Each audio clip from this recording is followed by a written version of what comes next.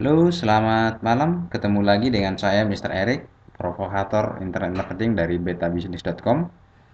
Hari ini kita akan bahas lanjutan dari topik-topik sebelumnya, yaitu mengenai cara pengelompokan postingan, ya. Mengelompokkan tulisan atau postingan atau sering disebut dengan label. Pada pembelajaran video sebelumnya kita sudah belajar bagaimana cara posting di blog. Ya, saya berharap dari pembelajaran tersebut Anda sudah memiliki lebih dari satu artikel, bisa dua, tiga, atau empat dari artikel yang sudah Anda buat. Nah, hal ini akan kita coba kelompokkan sesuai dengan jenis artikel yang sudah ditulis. Nah, kenapa postingan itu perlu dikelompokkan? Karena menurut saya, Anda juga harus memperhatikan keteraturan dari tulisan-tulisan yang Anda publish sehingga para pembaca lebih mudah melihat tulisan-tulisan Anda. Anda bisa bayangkan kalau misalnya kita umpamakan seperti sayuran, ada buncis, wortel, ada kol, kemudian diaduk dalam satu tempat, maka akan kelihatan tidak rapi ya, atau semeraut. Nah, kemudian kalau dikelompokkan sesuai dengan jenisnya masing-masing, misalnya sayur kol satu tempat, sayur buncis satu tempat, sayur wortel satu tempat, sehingga kelihatan lebih tertata. Nah, artikel yang Anda posting di dalam blog Anda juga sama halnya demikian. Anda akan posting dalam beberapa tulisan, maka Anda bisa kategorikan contoh seperti artikel masuk dalam label itu. Kemudian ketika Anda menulis motivasi, Anda masuk dalam motivasi. Kemudian Anda bisa menulis peluang bisnis dan Anda berikan itu dalam kategori peluang bisnis. Nah, sehingga pembaca lebih mudah hanya dengan melihat kategorinya, dia akan memilih kategori mana yang akan dibaca dari tulisan yang Anda posting. Berharap dengan pengelompokan ini Anda semakin leluasa menulis dan jumlah label yang bisa Anda lakukan bisa lebih daripada 3, 4, atau 5. Nah, saya bahkan di tulisan saya dulu pada blog saya sebelumnya lebih dari 30. Karena memang dari dulu saya tidak diajari secara step by step, sehingga saya melakukan secara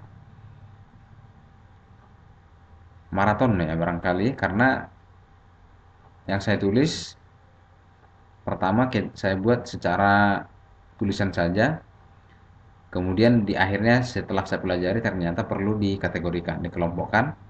Nah, sebagai contoh mungkin bisa kita lihat di blog saya langsung sehingga tidak meraba-raba seperti apa bentuknya. Dan saya pikir blog saya ini lebih dari 30 kategori. Karena sambil jalan saya tulis, sambil jalan saya tulis. Kemudian saya terakhir baru tahu perlu dikategorikan sehingga lebih mudah dalam melakukan penelusuran artikel. Bisa kita lihat kalau ditarik ke bawah ini kategorinya banyak sekali. Nah, kalau Anda bisa lihat di sini ada AC, ada berbagai macam. Nah, yang dalam kurung itu adalah jumlah artikel dalam satu label tersebut. Contoh, AC itu ada 11 artikel. Kemudian ada Bandar Lampung, ada Bandung, ada Bank BCA, ada dan lain-lain. Itu ada, terakhir saya baru menyadari itu perlu dikelompokkan. Nah, saya pikir Anda sudah mulai paham dari apa yang saya maksud dari tulisan ini, sehingga memudahkan Anda dalam melakukan penulisan di blog yang sudah Anda siapkan. Terserah Anda mau buat apapun itu labelnya, yang penting tulisan-tulisan yang Anda posting adalah tulisan-tulisan yang sudah terkelompokkan sesuai dengan yang Anda buat. Dan Anda akan lebih mudah menulisnya. Misalnya hari ini saya mau nulis tentang motivasi, Anda lebih mudah. Oke, kita langsung saja masuk ke blog, langsung praktek. Oke, login, masukkan user ID Anda. Saya pikir ini tidak perlu lagi diajari karena sudah diajari pada video-video sebelumnya. Oke, setelah login, ditunggu sebentar. Kemudian Anda lihat dashboard Anda.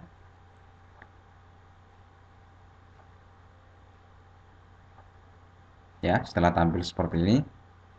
Mungkin karena Anda sudah punya lebih dari satu blog, mungkin akan beda tampilannya. Tapi pada intinya Anda harus ingat judulnya saja. Setelah klik, kemudian akan tampil seperti ini.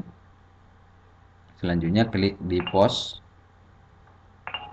Ya, kebetulan saya masih satu artikel, itu contoh yang pertama. Ya, nah apabila sudah dibuat seperti ini dalam bentuk artikel, Anda cuman klik edit, ya, atau klik judul dari artikelnya juga boleh. Selanjutnya di sudut kanan Anda perhatikan itu ada tulisan label, ya, label. Kemudian buat nama label atau nama kategori tulisan yang Anda buat, ya, tulisan yang Anda buat. Kemudian setelah itu sebenarnya bisa nggak lebih dari satu, bisa. Misalnya artikel ini yang Anda tulis ini bisa masuk dalam kategori sosial media misalnya, atau dia bisa masuk dalam kategori motivasi, boleh, tidak jadi masalah. Tapi mau satu juga tidak jadi masalah. Setelah itu selesai, langkah selanjutnya Anda tinggal klik perbaharui atau update bagi yang menggunakan bahasa Inggris.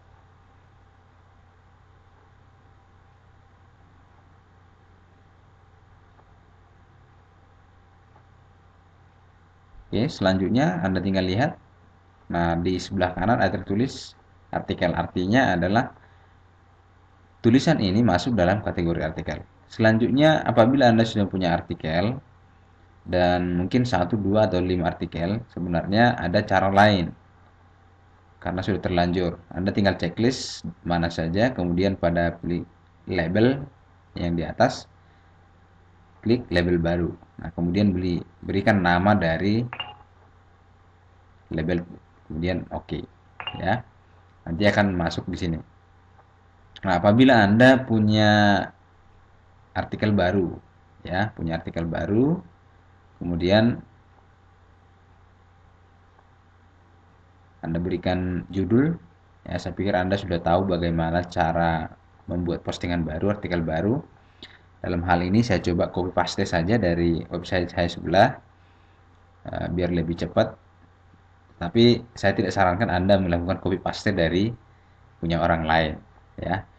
Ini hanya contoh supaya Anda lebih cepat. Oke. Saya coba ambil 2 paragraf saja untuk mempermudah bagaimana cara melakukan pengelompokan, ya. Saya pastekan di sini, kemudian dari judul artikel sudah, tinggal memberikan label.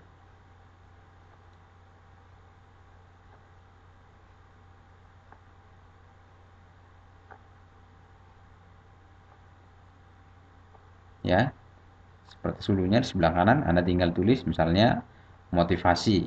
Artinya tulisan ini masuk dalam label motivasi. Selesai. Anda boleh langsung simpan atau langsung publikasikan.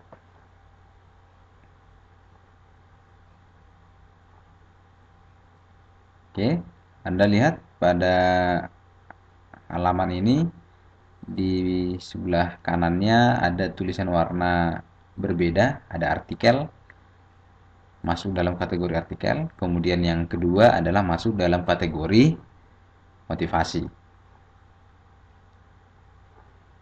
Oke, mudah-mudahan bisa bermanfaat dan Anda mengerti. Jika ada kurang jelas, silakan hubungi kami di komentar-komentar video ini. Sampai ketemu.